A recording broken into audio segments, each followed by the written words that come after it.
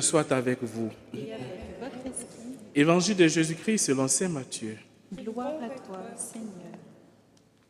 En ce temps-là, Jésus s'adressa aux foules et à ses disciples et il déclara : Les scribes et les pharisiens enseignent dans la chair de Moïse. Donc, tout ce qu'ils peuvent vous dire, faites-le et observez-le. Mais n'agissez pas d'après leurs actes, car ils disent et ne font pas. Ils attachent de pesants fardeaux difficiles à porter et ils en chargent les épaules des gens. Mais eux-mêmes ne veulent pas les remuer du doigt. Toutes leurs actions, ils le font pour être remarqués des gens. Ils élargissent leurs phylactères et rallongent leurs franges. Ils aiment les places d'honneur dans les dîners, les sièges d'honneur dans les synagogues et les salutations sur les places publiques. Ils aiment recevoir des gens le titre de rabbi.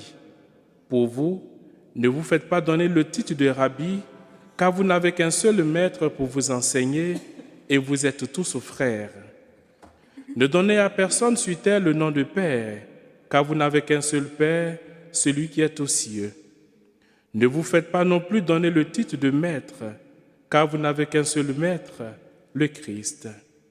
Le plus grand parmi vous sera votre serviteur, qui se lèvera sera abaissé, et qui s'abaissera sera élevé. Acclamons la parole de Dieu. Louange à toi, Seigneur Jésus.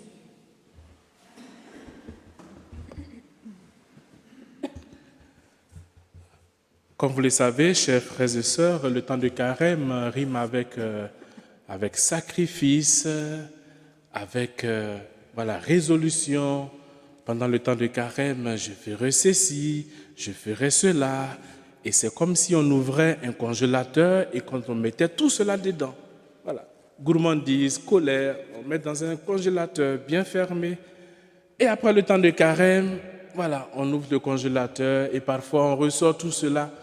Mais voilà, on peut continuer même après le carême à tout cela, à vivre dans le pardon, dans l'amour, dans la miséricorde, dans la réconciliation. Parce que carême, c'est bien, c'est 40 jours. Mais carême aussi, après Pâques, carême continue, parce que c'est notre quotidien, c'est notre vie de tous les jours. Alors aujourd'hui, cette part d'évangile que nous venons d'écouter nous laisse entrevoir deux choses. Comme les pharisiens, paraître et faire. Et Jésus dit, voilà, ne faites pas comme ces pharisiens. Pourquoi Jésus dit tout cela? Jésus nous dit cela parce qu'au temps de Jésus, à son époque, il y avait beaucoup de modèles. Il y avait beaucoup de modèles. Et qui dit modèle rime avec, voilà, faire comme le modèle, comme la personne que j'ai choisie comme modèle. Et regardez, aujourd'hui, on a tellement de modèles, sur tous les plans. Sur le plan politique, on a des modèles. Sur le plan sportif, on a des modèles, un peu partout. Il y a des gens qui se réclament toujours de Gaulle. Moi, je suis gaulliste.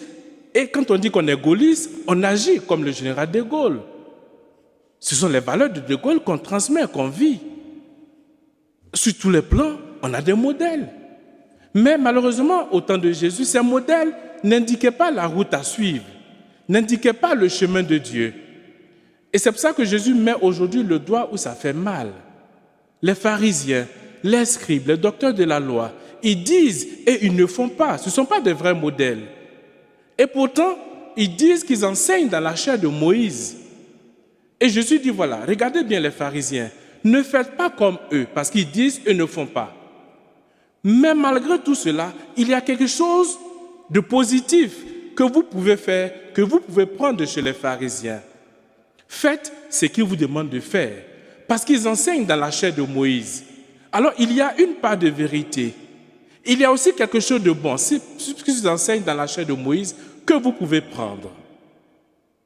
Alors, les pharisiens, ils agissent comme des gens, excusez-moi du terme, comme des gens un peu en carton.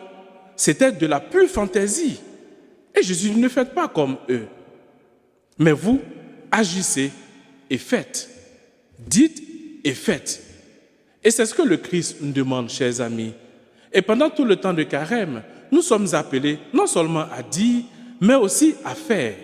Et si nous ne pouvons pas faire, c'est mieux plutôt de se taire. Parce que dire et faire nous met en contradiction avec nous-mêmes. Alors demandons tout simplement la grâce au Seigneur de pouvoir, pendant ce temps de carême, et je voulais juste ajouter à nos multiples résolutions prises pendant le temps de carême, la résolution de service. Et Jésus nous le dit.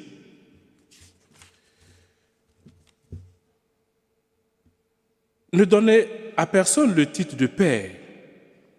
Ne donnez à personne le titre de rabbi. Ne vous faites pas non plus appeler le titre de maître, car vous n'avez qu'un seul maître, le Christ. Ces pharisiens qui enseignent dans la chair de Moïse reconnaissent quelque chose en Moïse. Mais qu'est-ce que faisait Moïse? Et c'est ce qu'ils oublient. Moïse était avec son peuple. Moïse était aux côtés de son peuple. Moïse marchait au-devant de son peuple. Et c'est ça qui fait le titre de maître. Le patron, c'est celui qui est toujours avec les autres. Et aujourd'hui, le nouveau Moïse, c'est le Christ. Et qu'est-ce que faisait le Christ? Il nous a promis d'être toujours avec nous. Et il est réellement toujours avec nous. Il nous a enseigné l'amour et il prône l'amour. Il vit l'amour. Et nous aussi, à sa suite, c'est ce que nous devons faire. Le vrai maître, c'est celui qui est toujours avec les autres. C'est celui qui est au service. Et le Seigneur l'a démontré le jeudi saint, quand il s'est abaissé pour laver les pieds de ses apôtres. Et il a dit, si vous m'appelez maître, oui, je le suis. Mais si je me suis mis à genoux pour laver les pieds les uns des autres, vous aussi, faites de même. Alors, je voudrais juste que, tout au long de cette journée qui a déjà commencé, si nous arrivons à être au service des autres, si nous pouvons être au service de nos frères, ce serait quand même quelque chose de bien. Parce que nous aussi, nous sommes les disciples du Christ. Et notre maître, c'est celui qui sert, non pas celui qui est servi. Si nous arrivons à servir aujourd'hui, et même au-delà de cette journée, tout au long de ce temps de carême, nous allons voir combien de fois la parole de Dieu s'accomplira dans notre vie.